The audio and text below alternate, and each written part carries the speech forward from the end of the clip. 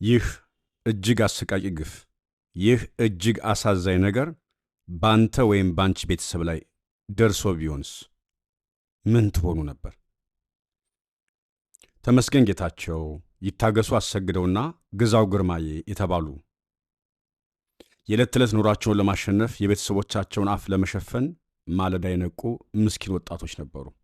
እነዚህ ምስኪኖች ያሰቡት ደርሰው የመለወጥ ህልማቸው ለመጨበጥ በህዝብ ማጓጓዣ መኪና ተሳፍረው ሲጓዙ ያላሰቡት አሰቃቂ ጥቁር ጥላ ከፊታቸው እንደሚደቀንም ጭራሽም አላሰቡም ነበር። ይህ እጅግ ልብ የሚነካ ታሪክ ለመላው የሰው ልጅ ይደርስ ዘንድ ደግሞ ስክሪኑን ጫን አድርጋችሁ በመያዝ ከታች ላይ የመጡላችሁ ጓደኞቻችሁ በሙሉ ሴንድ በሉት። አካውንቱን ኮፒ ሊንክ አድርጉት፣ ቪዲዮውን ሪፖስት አድርጉት፣ ለሚደርሰው ሁሉ በተለያየ ቋንቋ አድርሱት። አገና በተባለችው ቦታ ላይ መኪናው በድንገት ተገታ። እነዚህ ሰዎች የሚሄዱበት የህዝብ ማመላለሻ ትራንስፖርት መኪና ማለት ነው። ከእነርሱ ጋር አብረው ከተሳፈሩትና በሕይወት ከተረፉት የዓይን እማኞች እንደሰማሁት በቦታው የነበሩት የኦሮሚያ ልዩ ኃይሎችና የአካባቢ ታጣቂዎች የመኪናውን በር ከፍተው መርጠው እነዚህን ምስኪን ነፍሶች አስወረዷቸው።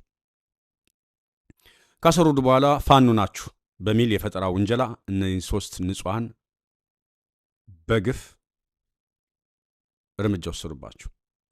የዓይን እማኞች በእንባ እንዳወሩኝ፣ በሲቃ ድምፅ እንዳወሩኝ እጆቻቸው ወደ ኋላ በገመድ ጥብቅ አድርገው ካሰሩ በኋላ ከአሰቃቂ እንግልትና ማዋረድ ጋር ጭንቅላታቸውን በጥይት በመምታት በግፍ ረሽኗቸዋል አሉ። ግፉ በዚህ አላበቃም። አስክሬናቸው ናቻ ቀሌት በተባለ ቦታ ተጥሎ ደግሞ ማንም እንዳያነሳ በሚል ጥብቅ ትዕዛዝ ለ3 ሙሉ ቀናት የዱር አራዊት ቀለብ እንዲሆኑ ተደርጓል። ፊታቸው በጥይት በመበላሸቱ ቤተሰቦቻቸው እንኳን ለማወቅ እንደተቸገሩ ነው የዓይን እማኞቹ በስልክ የነገሩኝ። ይህ አሰቃቂ ግድያ ግን ድንገተኛ ወንጀል አይደለም።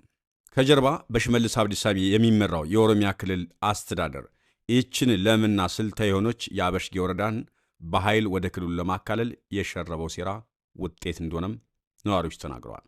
አካባቢውን ለምነቱን ተመርኩዘው በሰላም የሚኖሩ አማራዎችን የማጽዳትና የኦሮሚያ ልዩ ኃይልን እስከ ወልቂጤ ድረስ በማስፋፋት መሬቱን የመቆጣጠር እኩይ ተልዕኮ አካል ነውም ብለዋል ነዋሪዎቹ። በንጹሐን ላይ የሚፈጸመው ይህ እልቂትና ጭፍጨፋ አሁን በቃ ሊባል ይገባል። አንድ መሬት ለመውሰድ ሲባል ዜጎችን በማንነታቸው መረሸን ሀገርን ወደ መበተን አፋፍ መርቷታል።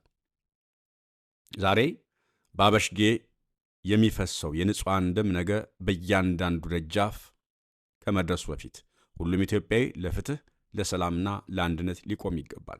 ይህ ጥሪ ለአማራ ሕዝብ ብቻ አይደለም፣ ለመላው ኢትዮጵያውያን፣ ለመላው ዓለም እንጂ። ይህንን በንጹሐን ደም የሚነግድ አምባገነን አገዛዝ ታግሎ ገርሶ መጣል ደግሞ ለሕዝባችን ህልውና አማራጭ የሌለው መንገድ ነው።